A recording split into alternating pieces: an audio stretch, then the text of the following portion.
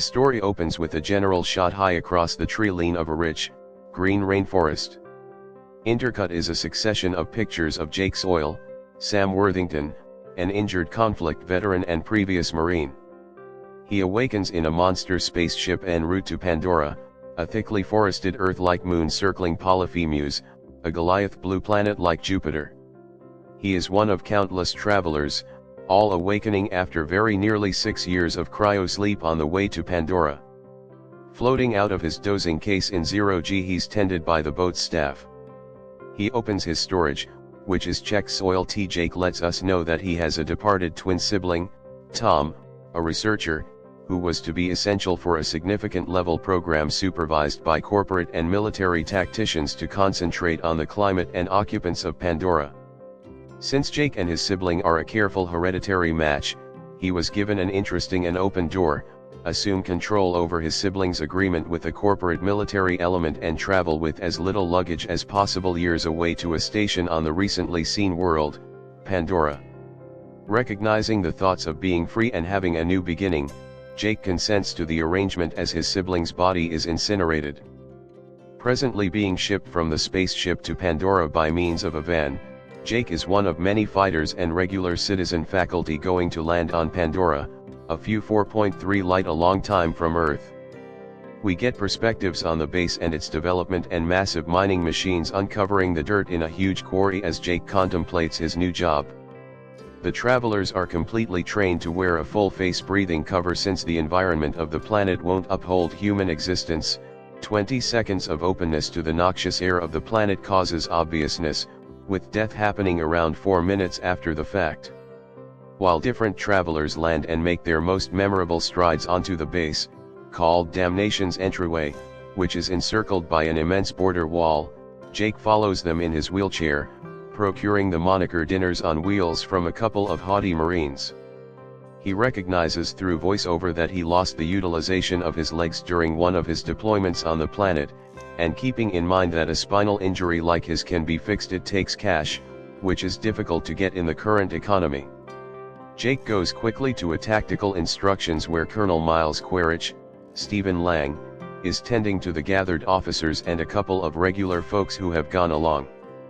He reminds them they are not in Kansas anymore, and he enlightens them regarding Pandora's native populace, the Na6. Quaritch, wearing a chunky of scars in favor of his head, says they are difficult to kill and basically everything out there will attempt to kill you. Also, while he must keep his kin alive, he says he won't prevail in this undertaking, not with every one of you. In the event that they wish to get by, he proceeds, they should follow Pandora rules. Jake goes to a science lab where he meets researcher Norm Spellman, Joel David Moore, and Dr. Max Patel, Dilip Rao, 2 individuals from the symbol program. As Jake gets his most memorable glance at his own symbol, we find out about the actual program. People can't inhale Pandora's air, however the symbol program empowers a human to connect with their own symbol, a hereditarily reproduced human Na6 crossover, and capability as though they were a Na6 local. In his symbol body, Jake will actually want to walk in the future and inhale the air.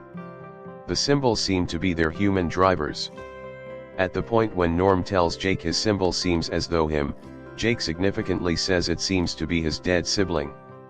Jake and Norm enter the science division pretty much the time Dr. Effortlessness Augustine, Sigourney Weaver, the program's science lead, stirs in an uncommonly planned unit that connects her to her symbol and flips open the top.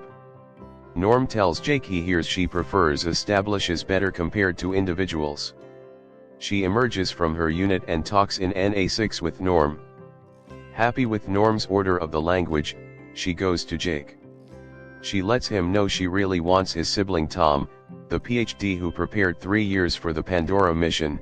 However, she needn't bother with Jake since Jake has no lab experience and has never been connected to a symbol.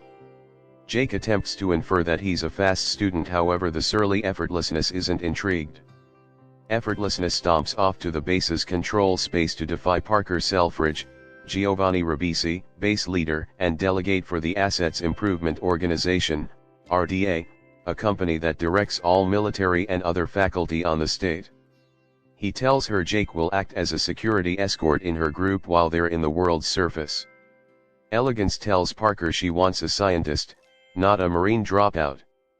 She questions Jake will be of any utilization to her plant research. Parker answers, saying he dissents, saying they got lucky with Jake. Since he's an ideal hereditary counterpart for the symbol planned for his twin sibling, they can involve his tactical abilities in a symbol body toward the general target of the activity, mining the mineral unobtainium, a strong wellspring of energy that sells for a large number a kilo, and can take modest power back to a withering earth. Parker advises Beauty one method for achieving this goal is to win the hearts and brains of the locals, to get their participation. Beauty contends that a large number of the NA6 have been killed by the military under the sponsorship of Selfridge's activity. Back in the lab next morning, Jake and Norm are connected to their symbols interestingly. Jake, in his symbol, awakens in an alternate room with different symbols and staff. Inside a couple of seconds, Jake is making his overseers apprehensive on the grounds that, thrilled with his capacity to move his legs once more, he is moving excessively fast and attempting to walk, whenever he first has had the option to do as such since turning into a paraplegic. The human lab laborers can't stop him.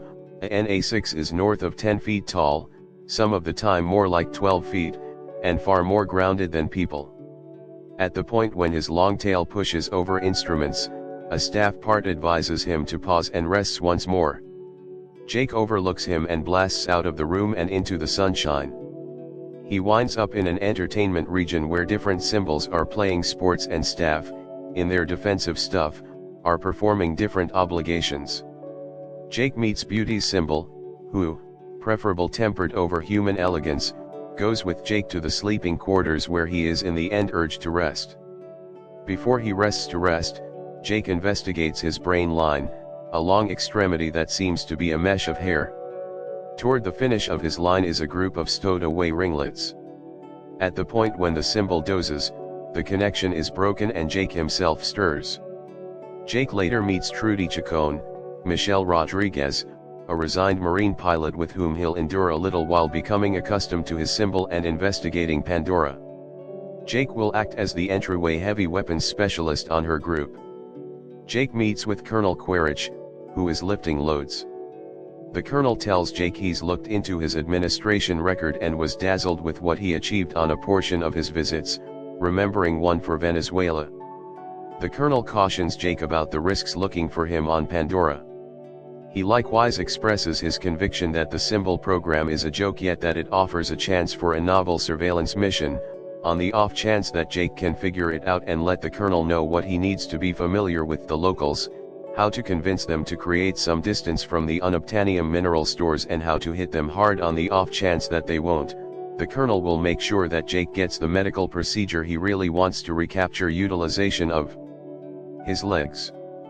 The colonel moves into an amp suit, a bipedal exoskeleton utilized for missions on Pandora, and moves off. Relinked with his symbol, Jake flies over Pandora's surface in Trudy's gunship, alongside Effortlessness, Norm, and others. The group lands in a backwoods, where Beauty and Norm start to take tests of the greenery and make estimations. Jake is occupied by his environmental elements and meanders into a field of helichoradian blossoms, which are very tall and psychologist at Jake's touch. Inconvenience shows up when a Titanothere, a vigorously heavily clad, hammerhead animal, stands up to Jake. Effortlessness orders him to hold fast and not shoot, or probably the creature will fly off the handle and charge.